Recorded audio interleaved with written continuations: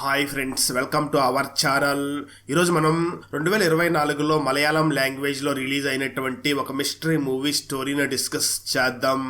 అదే స్వకార్యం సంభవ బహుళం. Now let's start our video.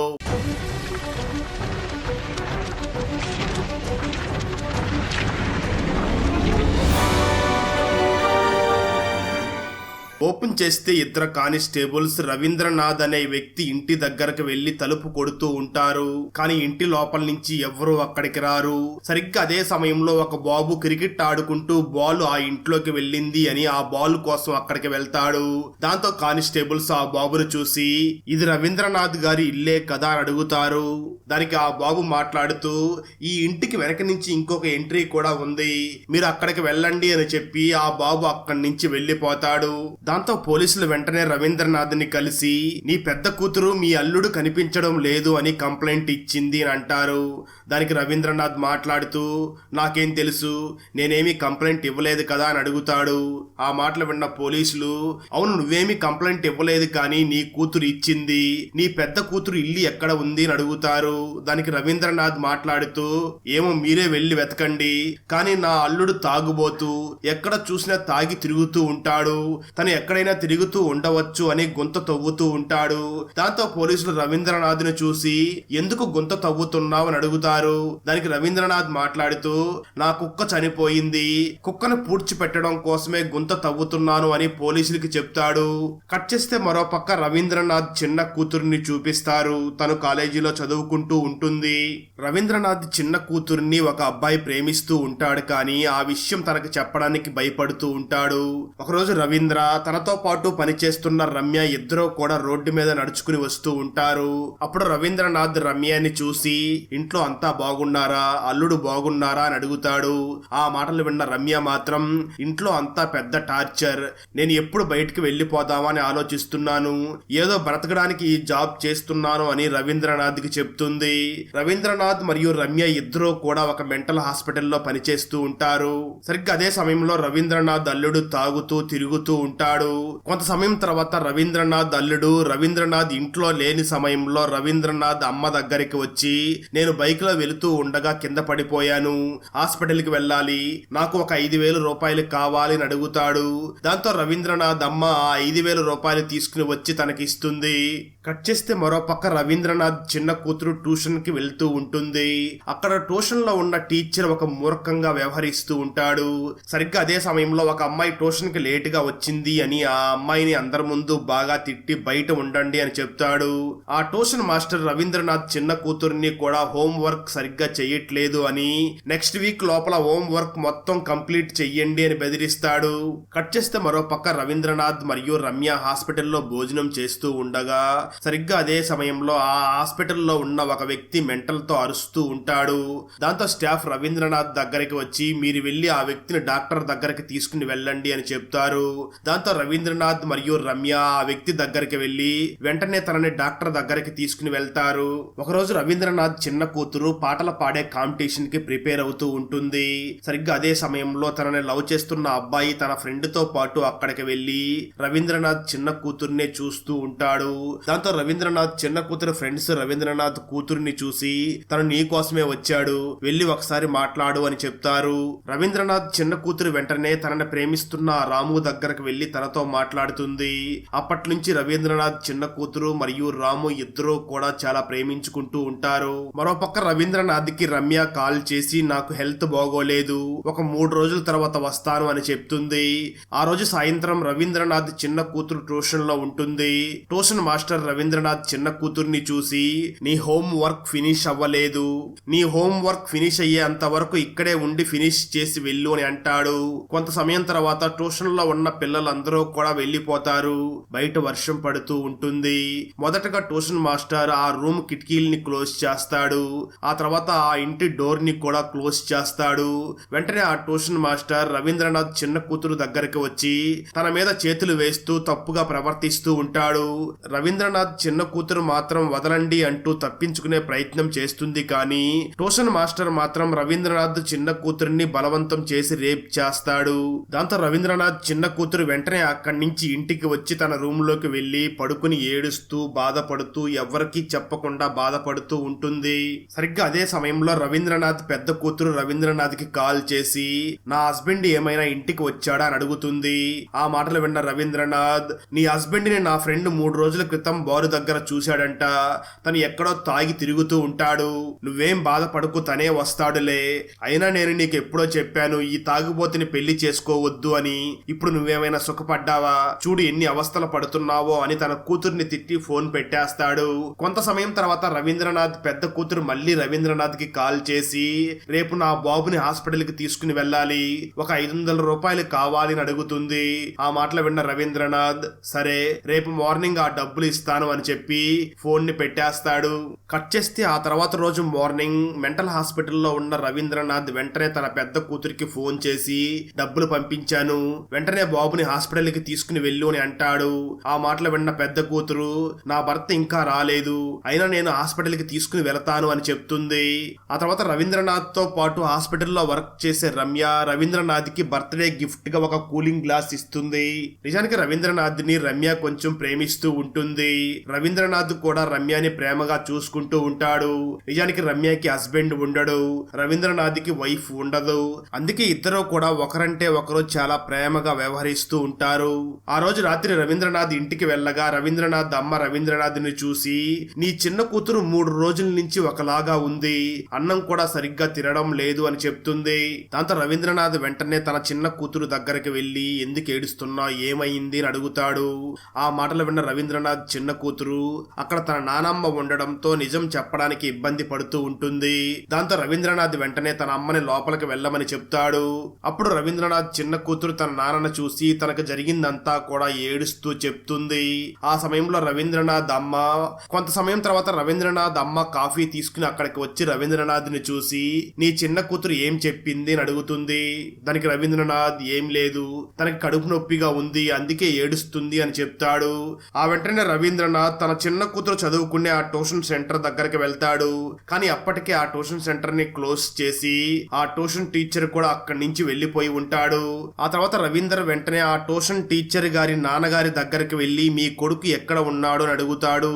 దానికి ఆ ట్యూషన్ మాస్టర్ గారి తండ్రి గారు మాట్లాడుతూ నా కొడుకు చనిపోయాడు అని అంటాడు. ఆ మాటలు విన్న రవీంద్రనాథ్ చనిపోవడం ఏమిటి అని అడుగుతాడు. అయితే ట్యూషన్ మాస్టర్ తండ్రి మాట్లాడుతూ నా కొడుకు చాలా పోరంబోగ్గా తిరుగుతూ ఉంటాడు, అతని ఇంటికి సరిగ్గా రాడు, తన తల్లి ఆసుపత్రిలో ఉన్నా కూడా చూడ్డానికి రాలేదు, ఒక పెళ్లి చేసుకున్నాడు కానీ ఆ అమ్మాయి కూడా వదిలేసి వెళ్లిపోయింది, ఇప్పుడు వేరే అమ్మాయితో తిరుగుతున్నాడు, ఎక్కడికైనా వెళ్లిపోయి ఉంటాడేమో, దయచేసి మళ్ళీ ఎప్పుడు నా కొడుకుని అడుగుతూ నా దగ్గరికి రావద్దు అని అంటాడు. ఆ మాటలు విన్న రవీంద్రనాథ్ కూడా సరే అని చెప్పి తను కూడా అక్కడి నుంచి వెళ్లిపోతాడు.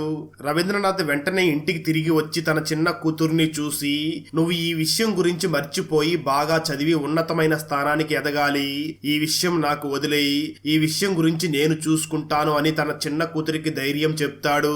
అలా 1 సంవత్సరం గడిచిపోతుంది. ఒకరోజు ఒక బ్రోకర్ రవీంద్రనాథ్ దగ్గరికి వచ్చి మీ పెద్ద కూతురు హస్బెండ్ నన్ను మీ దగ్గరికి పంపించారు, మీకు ఒక ఫ్లాట్ ఉంది కదా, దానికి ఇప్పుడు మంచి రేటు వస్తుంది, దాన్ని అమ్మితే వచ్చే డబ్బులతో తను ఒక కొత్త బిజినెస్ ని ప్రారంభించాలని చూస్తున్నాడు, ఆ విషయం గురించి మీ దగ్గర మాట్లాడమని పంపించాడు అని ఆ బ్రోకర్ అంటాడు. ఆ మాటలు విన్న రవీంద్రనాథ్ మాత్రం అది నాకు ఇష్టం వచ్చినప్పుడు అమ్ముతాను, ఇప్పుడైతే దాన్ని అమ్మే ఆలోచన లేదు, మీరు మర్యాదగా ఇక్కడి నుంచి వెళ్లిపోండి అని ఆ బ్రోకర్ ని పంపించేస్తాడు. ఆ తర్వాత రవీంద్రనాథ్ తన చిన్న కూతురికి ఫోన్ చేసి మాట్లాడుతూ ఉంటాడు. రవీంద్రనాథ్ చిన్న కూతురు జాబ్ చేస్తూ ఒక లేడీస్ హాస్టల్లో ఉంటూ ఉంటుంది. మరోపక్క బ్రోకర్ రవీంద్రనాథ్ పెద్ద అల్లుడు దగ్గరకు వెళ్లి మీరు చెప్పిందంతా మీ మామకు చెప్పాను, కానీ మీ మామ మాత్రం ఇప్పుడు ఆ ఫ్లాట్ ని అమ్మే ఉద్దేశంతో లేడు అని చెప్తాడు. ఆ మాటలు విన్న రవీంద్రనాథ్ అల్లుడు సరే అయితే ఈ విషయం నేను చూసుకుంటాను అని వెంటనే ఇంటికి వెళ్లి తన భార్యని బాగా కొడుతూ ఉంటాడు. దాంతో రవీంద్రనాథ్ పెద్ద కూతురు తన హస్బెండ్ ని చూసి మనం ఇంట్లో నుంచి లేచిపోయి పెళ్లి చేసుకున్నాం, అదే నార్మల్ గా పెళ్లి చేసుకుని ఉంటే ఇచ్చేవాడేమో అని అంటుంది. ఆ మాటలు విన్న రవీంద్రనాథ్ అల్లుడు నాకే ఎదురు చెప్తావా అంటూ రవీంద్రనాథ్ పెద్ద కూతురిని మళ్ళీ కొడుతూ ఉంటాడు. ఆ సమయంలో రవీంద్రనాథ్ పెద్ద కూతురు కొడుకు ఆ వీడియోని రికార్డ్ చేసి రవీంద్రనాథ్ కి సెండ్ చేస్తాడు. ఆ వీడియోని చూసిన రవీంద్రనాథ్ చాలా ఫీల్ అవుతూ బాధపడుతూ ఉంటాడు. కట్ చేస్తే ఆ తర్వాత రోజు మార్నింగ్ రవీంద్రనాథ్ వెంటనే తన పెద్ద కూతురు ఇంటి దగ్గరికి వెళ్లి ఏంటి ఏంటి ప్రాబ్లం, ఎందుకు ఆ ఫ్లాట్ ని అమ్మాలని చూస్తున్నాడు అని అంటాడు. ఆ మాటలు విన్న రవీంద్రనాథ్ పెద్ద కూతురు తనేదో టౌన్ లో బిజినెస్ చేయాలని చూస్తున్నాడు, అందుకే డబ్బులు అవసరమై నన్ను కొడుతున్నాడు అని తన నాన్నకి చెప్తుంది. ఆ మాటలు విన్న రవీంద్రనాథ్ ఆ ఫ్లాట్ అమ్మడం ఎందుకు, అది అమ్మితే దాన్ని కూడా తాగి పాడు చేస్తాడు, నా దగ్గర కొంత డబ్బులు ఉన్నాయి, రేపొచ్చి ఆ డబ్బులు తీసుకుని వెళ్ళమని చెప్పు అని అంటాడు. దాంతో రవీంద్రనాథ్ అల్లుడు ఆ తర్వాత రోజు రవీంద్రనాథ్ దగ్గరికి వెళ్ళగా రవీంద్రనాథ్ వెంటనే ఒక చెక్ రాసిస్తూ దీన్ని బ్యాంకులో చూపించు, నీకు డబ్బులు ఇస్తాడు అని చెప్తాడు. ఆ మరుసటి రోజు రవీంద్రనాథ్ పుట్టినరోజు ఉంటుంది.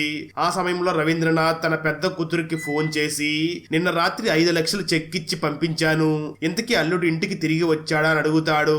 ఆ మాటలు విన్న పెద్ద కూతురు వచ్చాడు, తన ఫ్రెండ్ తో కలిసి బిజినెస్ పని ఉంది అని బయటికి వెళ్ళాడు అని చెప్తుంది. అయితే రవీంద్రనాథ్ మాత్రం నిన్న రాత్రి ఫుల్ గా తాగి వచ్చాడు, మొబైల్ కూడా ఇక్కడే వదిలేసి వెళ్లిపోయాడు అని తన అల్లుడు మొబైల్ ని తన కూతురికి ఇచ్చేస్తాడు. కట్ చేస్తే ఆ ముందు రోజు రాత్రి జరిగిన ఒక సీన్ ని చూపిస్తారు. ఆ సమయంలో ఒక వ్యక్తి రవీంద్రనాథ్ ఇంటి దగ్గర దొంగతనం చేయడానికి వచ్చి అక్కడ దేన్నో చూసి ఆ వ్యక్తి భయపడిపోయి పారిపోతాడు. స్టోరీ ప్రజెంట్ కి వస్తుంది. ఆ తర్వాత రోజు ఉదయం రవీంద్రనాథ్ పెద్ద కూతురు ఏడుస్తూ తన కొడుకుని తీసుకుని రవీంద్రనాథ్ దగ్గరికి వస్తుంది. దాంతో రవీంద్రనాథ్ ఏమైంది, ఎందుకు ఏడుస్తున్నావు అని అడుగుతాడు. ఆ మాటలు విన్న రవీంద్రనాథ్ కూతురు వెంటనే రవీంద్రనాథ్ ని చూసి నేను నీకు అబద్ధం చెప్పాను, నిన్న నా హస్బెండ్ తిరిగి ఇంటికి రాలేదు, ఆ డబ్బులు తీసుకుని ఎక్కడికో వెళ్లిపోయినట్లు ఉన్నాడు అని చెప్తుంది. ఆ మాటలు విన్న రవీంద్రనాథ్ నాకు తెలుసు, ఆ డబ్బులంతా అయిపోయిన తర్వాత తనే ఇంటికి తిరిగి వస్తాడు, నువ్వు ఏడవద్దు అని తన కూతురికి చెప్తూ ఉంటాడు. ఆ మాటలు విన్న రవీంద్రనాథ్ పెద్ద కూతురు మాత్రం నేను వెంటనే వెళ్లి పోలీస్ కంప్లైంట్ ఇచ్చి వస్తానని అంటుంది.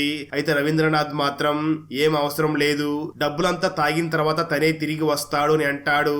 ఆ రోజు రాత్రి రవీంద్రనాథ్ మరియు రవీంద్రనాథ్ పెద్ద కూతురు ఇద్దరు కూడా అక్కడ వంట చేసుకుని భోజనం చేస్తూ ఉంటారు. ఆ సమయంలో రవీంద్రనాథ్ ఒక ప్లేట్ లో అన్నాన్ని పెట్టుకుని బయటికి తీసుకుని వెళ్తూ ఉంటాడు. అది చూసిన రవీంద్రనాథ్ పెద్ద కూతురు ఆ ప్లేట్ లో అన్నం ఎక్కడికి తీసుకుని వెళుతున్నావు అని అడుగుతుంది. దానికి రవీంద్రనాథ్ మాట్లాడుతూ నేను బయట ఒక కుక్కని మరియు పిల్లిని పెంచుతున్నాను, వాటి కోసమే తీసుకుని వెళుతున్నాను అని చెప్తాడు. ఆ తర్వాత మూవీ స్టార్టింగ్ లో చూపించిన సీన్ నే చూపిస్తూ ఉంటారు. రవీంద్ర తన ఇంటి వెనకాల కుక్క చనిపోయింది అని ఒక గొయ్యిని తవ్వుతూ ఉంటాడు. పోలీస్ కానిస్టేబుల్ అక్కడికి వచ్చి నీ పెద్ద అల్లుడు కనిపించడం లేదని నీ కూతురు కంప్లైంట్ ఇచ్చింది, తన గురించి నీకేమైనా తెలుసా అని అడగ్గా రవీంద్రనాథ్ మాత్రం తను పెద్ద తాగుబోతూ డబ్బులు తీసుకుని వెళ్లి ఎక్కడో తాగి పడిపోయి ఉంటాడు, తనే వస్తాడు అని అంటాడు. దాంతో కానిస్టేబుల్స్ ఇద్దరూ కూడా అక్కడి నుంచి వెళ్లిపోతారు. ఆ తర్వాత పోలీసులు రవీంద్రనాథ్ అల్లుడు దగ్గర ఉండే బ్రోకర్ ని పిలిచి అతన్ని ఎంక్వైరీ చేస్తారు. నీకు రవీంద్రనాథ్ అల్లుడు గురించి తెలుసా అని అడుగుతూ ఉంటారు. ఆ మాటలు విన్న ఆ బ్రోకర్ మాత్రం నాకు అతని గురించి ఏమీ తెలియదు, అతను చివరిసారిగా రవీంద్రనాథ్ దగ్గరకే వెళ్ళాడని తెలిసింది, దాని తర్వాత కనిపించకుండా పోయాడు, రవీంద్రనాథ్ కి మరియు అతని అల్లుడికి కొద్దిగా ఫ్లాట్ గురించి గొడవ ఉంది అని చెప్తాడు. అయితే పోలీసులు మాత్రం ఆ బ్రోకర్ ని చూసి నీకేమైనా తెలిస్తే వెంటనే చెప్పు అని చెప్పి ఆ బ్రోకర్ ని అక్కడి నుంచి పంపించేస్తారు. ఆ తర్వాత రవీంద్రనాథ్ కి రమ్యని మెంటల్ హాస్పిటల్లో అడ్మిట్ చేశారు అని తెలుస్తుంది. రవీంద్రనాథ్ వెంటనే రమ్య దగ్గరికి వెళ్తాడు. అక్కడ ఉన్న స్టాఫ్ ను చూసిన రవీంద్రనాథ్ రమ్యని ఎందుకు మెంటల్ హాస్పిటల్లో అడ్మిట్ చేశారు అని అడుగుతాడు. ఆ సిబ్బంది మాత్రం ఏదో విచిత్రంగా ప్రవర్తిస్తుంది అని తన కూతురు తీసుకువచ్చి రమ్యని మెంటల్ హాస్పిటల్లో జాయిన్ చేసింది అని చెప్తారు. రవీంద్రనాథ్ వెంటనే వెళ్లి రమ్యతో మాట్లాడే ప్రయత్నం చేస్తాడు, కానీ ఆమె ఏమీ మాట్లాడదు. ఆ తర్వాత పోలీసులు రవీంద్రనాథ్ ని కూడా విచారించడం పెట్టి చివరిసారిగా నీ అల్లుడు నీ దగ్గరకే వచ్చి ఆ తర్వాత కనిపించకుండా పోయాడు, అది నిజమేనా అని అడుగుతారు. ఆ మాటలు విన్న రవీంద్రనాథ్ అవును, ఆ ముందు రోజు రాత్రి నా దగ్గరికి వచ్చి 5 లక్షలు తీసుకుని వెళ్ళాడు, ఆ తర్వాత తను కనిపించకుండా పోయాడు అని నా కూతురు నాకు కాల్ చేసి చెప్పింది అని అంటాడు. అక్కడే ఉన్న ఇన్స్పెక్టర్ మాట్లాడుతూ చివరిసారిగా నీతో మాట్లాడిన తర్వాత ఫోన్ సిగ్నల్ కూడా కట్ అయ్యింది అని అంటాడు. ఆ మాటలు విన్న రవీంద్రనాథ్ నా అల్లుడు నాతో మాట్లాడి డబ్బులు తీసుకుని వెళ్లిపోయే సమయంలో ఫోన్ ని నా దగ్గరే వదిలేసి వెళ్లిపోయాడు, ఆ తర్వాత రోజు నేను ఆ ఫోన్ తీసుకుని వెళ్లి నా కూతురికి ఇచ్చాను అని చెప్తాడు. దాంతో ఇన్స్పెక్టర్ సరే అని చెప్పి రవీంద్రనాథ్ ని కూడా అక్కడి నుంచి పంపించేస్తాడు. ఆ సమయంలో కానిస్టేబుల్స్ ఇన్స్పెక్టర్ ని చూసి మాకెందుకో ఈ రవీంద్రనాథ్ మీదనే అనుమానంగా ఉంది, ఎందుకంటే మేము తన ఇంటికి వెళ్ళినప్పుడు తను ఏదో ఇంటి వెనకాల ఒక గొయ్యి తీస్తూ ఉండడం మేము చూసాము అని అంటారు. ఆ మాటలు విన్న ఇన్స్పెక్టర్ మాత్రం నాకు మీ మాటల మీద నమ్మశక్యంగా లేదు, సరే ఒకసారి ఎంక్వైరీ చేద్దామని అంటాడు. ఉంటాడు. స్టోరీ గతానికి వెళ్తుంది. రవీంద్రనాథ్ దగ్గరికి తన పెద్ద అల్లుడు వచ్చినప్పుడు రవీంద్రనాథ్ తన అల్లుడిని కొట్టి పడేస్తాడు. అక్కడ రవీంద్రనాథ్ అల్లుడు చనిపోయాడా లేక స్పృహ తప్పి పడిపోయాడా అనేది మాత్రం క్లారిటీ ఇవ్వరు. స్టోరీ మళ్ళీ ప్రెజెంట్ కి వస్తుంది. ఆ తర్వాత రోజు ఉదయం రవీంద్రనాథ్ న్యూస్ పేపర్ ని చూస్తూ ఉండగా ఆ న్యూస్ పేపర్ లో రవీంద్రనాథ్ అల్లుడు కనిపించడం లేదు అని, అతన్ని ఎవరైనా పట్టిస్తే 10,000 రూపాయల బహుమతి ఇస్తాము అనే ఒక ప్రకటన వేసి ఉంటారు. దాంతో రవీంద్రనాథ్ వెంటనే తన కూతురికి ఫోన్ చేసి ఎందుకు ఆ ప్రకటన ఇచ్చావు, అతను ఒక వృధా, అతని కోసం ఎందుకు డబ్బులు వేస్ట్ చేస్తావని అంటాడు. ఆ మాటలు విన్న రవీంద్రనాథ్ కూతురు వెంటనే రవీంద్రనాథ్ తో నీకు నా భర్త ఒక వేస్ట్ లాగా అనిపించవచ్చు, కానీ నాకు నా భర్త కావాలి అని చెప్పి ఫోన్ పెట్టేస్తుంది. అలా కొన్ని రోజులు గడిచిపోయిన తర్వాత రవీంద్రనాథ్ పెద్ద కూతురికి ఒక వ్యక్తి ఫోన్ చేసి నేను నీ భర్తను చూశాను, నేను తనని కనిపెడితే మీరు ఎంత ఇస్తారు అని అడుగుతాడు. దానికి రవీంద్రనాథ్ పెద్ద కూతురు మాట్లాడుతూ 10,000 ఇస్తాను అని చెప్తుంది. కానీ ఆ వ్యక్తి మాత్రం 10,000 కాదు 25,000 కావాలి, ముందుగా 5,000 అడ్వాన్స్ పంపు అని అంటాడు.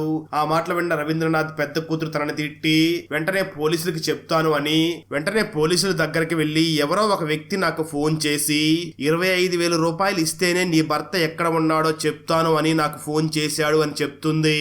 దాంతో పోలీసులు వెంటనే అతన్ని పట్టుకుని ఎంక్వైరీ చేస్తారు. అప్పుడు ఆ వ్యక్తి మాట్లాడుతూ నేను ఒక రోజు రవీంద్రనాథ్ ఇంట్లో దొంగతనం చేయడానికి అక్కడికి వెళ్ళాను. ఆ సమయంలో రవీంద్రనాథ్ తన అల్లుడిని కట్టేసి ఉన్నాడు. అది చూసి నేను భయపడి అక్కడి నుంచి వెళ్లిపోయాను. అందుకే నేను తన కూతురికి డబ్బుల కోసం ఫోన్ చేశాను అని చెప్తాడు. దాంతో పోలీసులు వెంటనే రవీంద్రనాథ్ ని విచారించడం కోసం తన ఇంటి దగ్గరికి వస్తూ ఉంటారు. ఆ విషయం తెలుసుకున్న రవీంద్రనాథ్ వెంటనే బాత్రూమ్ లో ట్యాప్ ఆన్ చేసి అండర్ గ్రౌండ్ లో ఉన్న ఒక రూమ్ లోకి వెళ్లి అక్కడ కట్టేసి ఉన్న తన అల్లుడికి భోజనం పెడుతూ ఉంటాడు. ఆ తర్వాత రవీంద్రనాథ్ పైకి వచ్చి అక్కడ ఉన్న పోలీసుల్ని చూసి ఏంటి సార్ ఇలా వచ్చారని అడుగుతాడు. ఇన్స్పెక్టర్ వెంటనే రవీంద్రనాథ్ ని చూసి నువ్వేమో మీ అల్లుడికి డబ్బులు ఇచ్చానని చెప్తున్నావు, కానీ నీ బ్యాంక్ నుంచి డబ్బులు విత్డ్రా అవ్వలేదు అని అంటాడు. ఆ మాటలు విన్న రవీంద్రనాథ్ ఇన్స్పెక్టర్ ని చూసి సార్ నేను నా అల్లుడికి 5 లక్షలు చెక్ ఇచ్చాను, మేబీ తను విత్డ్రా చేయకుండానే ఎక్కడికైనా వెళ్లి ఉండవచ్చు అని అంటాడు. ఆ మాటలు విన్న పోలీసులు వెంటనే రవీంద్రనాథ్ ని చూసి మేము మీ ఇల్లు కూడా వెతకాలి అని పోలీసులు రవీంద్రనాథ్ ఇంట్లోకి వెళ్లి వెతుకుతారు. ఆ తర్వాత పోలీసులు రవీంద్రనాథ్ ఇంట్లో ఉన్న ఆ అండర్ గ్రౌండ్ రూమ్ లో కూడా వెళ్లి అక్కడ వెతుకుతూ ఉంటారు. అక్కడ పోలీసులకి ఒక పెట్టి కనిపిస్తుంది. దాంతో పోలీసులు రవీంద్రనాథ్ ని చూసి ఆ పెట్టిలో ఏముంది అని అడుగుతారు. దానికి రవీంద్రనాథ్ అందులో ఏమీ లేవు, కొన్ని పాత వస్తువులు ఉన్నాయి అని చెప్తాడు. మేము దాంట్లో కూడా చూడాలి, ఒకసారి ఆ బాక్స్ ని ఓపెన్ చెయ్యి అంటారు. దాంతో రవీంద్రనాథ్ చాలా భయపడుతూ ఆ పెట్టిని ఓపెన్ చేయడానికి వెళ్ళబోతూ ఉంటాడు. సరిగ్గా అదే సమయంలో అక్కడ ఉన్న పోలీసులకి మరొక పోలీస్ ఫోన్ చేసి ఆ రవీంద్రనాథ్ అల్లుడు కనిపించాడు, అతను దొరికాడు అని చెప్పి ఫోన్ చేస్తారు. ఆ మాటలు విన్న అక్కడ ఉన్న ఇన్స్పెక్టర్ వెంటనే రవీంద్రనాథ్ కి సారీ చెప్పి మీ అల్లుడు దొరికాడు అని చెప్పి అక్కడి నుంచి వెళ్లిపోతాడు. ఇప్పుడే మనకి ఆ బాక్స్ లో ఏముందో చూపించడం జరుగుతుంది. ఇక్కడ ఒక ట్విస్ట్ కూడా రివీల్ అవుతుంది. నిజానికి ఆ బాక్స్ లో రవీంద్రనాథ్ పెద్ద కూతురు హస్బెండ్ ఉండడు. నిజానికి ఆ బాక్స్ లో రవీంద్రనాథ్ చిన్న కూతుర్ని రేప్ చేసిన ఆ ట్యూషన్ మాస్టర్ ఉంటాడు. రవీంద్రనాథ్ ఆ మాస్టర్ ని ఆల్రెడీ బంధించి తనకి రోజు చిత్రహింసలు పెడుతూ తనకి నరకం చూపిస్తూ తినడానికి కొంచెం ఫుడ్ ఇస్తూ తనని ఆ రూమ్ లోనే బంధించి ఆ బాక్స్ లో పెట్టి దాస్తూ ఉంటాడు. అయితే ఆ తర్వాత రోజు ఉదయం రవీంద్రనాథ్ చిన్న కూతురు డైరెక్ట్ గా రవీంద్రనాథ్ ఇంటి దగ్గరికి వచ్చేస్తుంది. రవీంద్రనాథ్ వెంటనే తన కూతుర్ని చూసి ఏమిటి ఇలా చెప్పా పెట్టకుండా వచ్చేసావని అంటాడు. దానికి రవీంద్రనాథ్ చిన్న కూతురు తన నాన్నని చూసి నేను అక్కడ జాబ్ మానేసి వచ్చేసాను, నేను వేరే జాబ్ చూసుకుని మన ఇంటి దగ్గర నుంచే డైలీ అప్ అండ్ డౌన్ చేస్తాను అని చెప్తుంది. ఆ మాటలు విన్న రవీంద్రనాథ్ సరే నేను వెళ్లి భోజనం రెడీ చేస్తాను అని చెప్పి వంట రెడీ చేయడానికి వెళ్తాడు. సరిగ్గా అదే సమయంలో రవీంద్రనాథ్ చిన్న కూతురికి ఒక ఫోన్ కాల్ వస్తుంది. నిజానికి ఆ ఫోన్ కాల్ ని రవీంద్రనాథ్ చిన్న కూతురిని ప్రేమిస్తున్న రాము ఫోన్ చేసి నేను త్వరలో విదేశాలకి జాబ్ కోసం వెళుతున్నాను, వెళ్లే ముందు నిన్ను ఒకసారి కలవాలనుకుంటున్నాను అని అంటాడు. దాంతో ఆ మాటలు విన్న రవీంద్రనాథ్ చిన్న కూతురు సరే ఇప్పుడే నిన్ను కలవడానికి వస్తున్నాను అని చెప్తుంది. వెంటనే రవీంద్రనాథ్ చిన్న కూతురు ఆ రాముని కలవడానికి వెళ్తుంది. మరోపక్క రవీంద్రనాథ్ హాస్పిటల్లో ఉన్న రమ్య దగ్గరికి వెళ్లి రమ్యతో మాట్లాడుతూ తనకి తన దగ్గర ఉన్న కూలింగ్ గ్లాసెస్ ని చూపించి నీకు గుర్తుందా నా బర్త్డేకి నువ్వే ఈ గ్లాసెస్ ని గిఫ్ట్ గా ఇచ్చావు అని అంటాడు. ఆ మాటలు విన్న రమ్య మాత్రం సైలెంట్ గా ఏమీ మాట్లాడకుండా అలానే చూస్తూ ఉంటుంది. దాంతో రవీంద్రనాథ్ చాలా బాధపడుతూ అక్కడి నుంచి వెళ్లిపోతూ ఉంటాడు.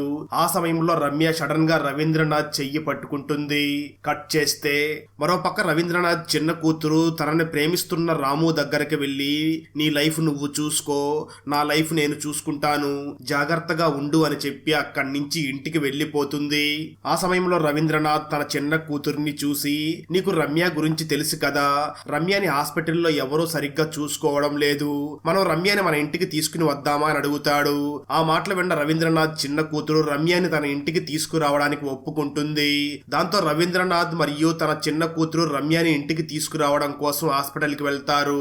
ఆ సమయంలోనే రవీంద్రనాథ్ ఒక వ్యక్తికి ఫోన్ చేసి, నా ఇంట్లో ఉన్న ఆ టీచర్ ని తీసుకుని వెళ్లి వేరే ఊర్లో వదిలేసి అని చెప్తాడు. దాంతో ఒక వ్యక్తి రవీంద్రనాథ్ ఇంటికి వెళ్లి అక్కడ బంధించి ఉన్న ట్యూషన్ మాస్టర్ ని వేరే ఊరికి తీసుకుని వెళ్లి అక్కడ వదిలేస్తాడు. అప్పటికే ఆ టీచర్ మెంటల్ పట్టి పిచ్చి పిచ్చిగా ప్రవర్తిస్తూ ఉంటాడు. కొద్ది రోజుల తర్వాత రవీంద్రనాథ్ చిన్న కూతురు ఒక మోటివేషనల్ స్పీకర్ గా స్టేజ్ మీదకి ఎక్కి అక్కడ ఉన్న ఆడపిల్లలందరినీ చూసి, నా మీద చిన్నప్పుడే అత్యాచారం జరిగింది, కానీ మా నాన్న నాకు ధైర్యం చెప్పి నన్ను ముందుకు నడిపించారు, ఇప్పుడు నేను చాలా ధైర్యంగా ఉన్నాను, మీరందరూ కూడా ప్రతి చిన్న విషయానికి భయపడకూడదు, ధైర్యంగా ఉండాలి అని అక్కడ ఉన్న ఆడపిల్లలందరినీ కూడా మోటివేషన్ చేస్తూ ఉంటుంది. అయితే ఈ వీడియో రవీంద్రనాథ్ చిన్న కూతురిని ప్రేమిస్తున్న రాము చూసి తను వెంటనే తన లవర్ కి ఒక మెసేజ్ ని పంపిస్తాడు. ఆ మెసేజ్ లో మనం మళ్ళీ కలుద్దాం, పెళ్లి చేసుకుందాం అని ఒక మెసేజ్ ని పంపిస్తాడు. దానికి రవీంద్రనాథ్ చిన్న కూతురు కూడా సరే రేపే కలుద్దామని రిప్లై ఇస్తుంది. మరోపక్క రవీంద్రనాథ్ పెద్ద కూతురు తన నాన్న దగ్గరికి వచ్చి, నా హస్బెండ్ ఇప్పుడు పూర్తిగా మారిపోయాడు, కష్టపడి పని చేస్తున్నాడు, అప్పుడప్పుడు గుడికి కూడా వెళుతున్నాడు అని చెప్తుంది. ఆ మాటలు విన్న రవీంద్రనాథ్ తను తన అల్లుణ్ణి బంధించి టార్చర్ చేసి ఏ విధంగా మంచివాడిని చేశాడో అది గుర్తు చేసుకుంటాడు.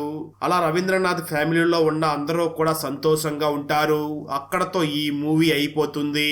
సిటీలో గత 20 సంవత్సరాల నుంచి హత్యలు చేస్తున్నది ఎవరు, ఎందుకు చేస్తున్నారు, హంతకుడు డైరెక్ట్ గా కాకుండా ఫ్యామిలీ హెడ్ తోనే ఫ్యామిలీ మొత్తాన్ని ఎలా చంపిస్తున్నాడు, ఏజెంట్లీ ఈ కేసుని సాల్వ్ చేయడం కోసం ఏం ప్లాన్ చేసింది, ఏజెంట్లీ వాళ్ళ అమ్మకి ఈ హంతకుడికి మధ్య గల సంబంధం ఏమిటి, అసలు చివరికి ఏజెంట్లీ ఆ హంతకుడిని పట్టుకున్నదా లేదా అన్నదే 2024లో హాలీవుడ్ లో రిలీజ్ అయినటువంటి లాంగ్ లెగ్స్ మూవీ స్టోరీ.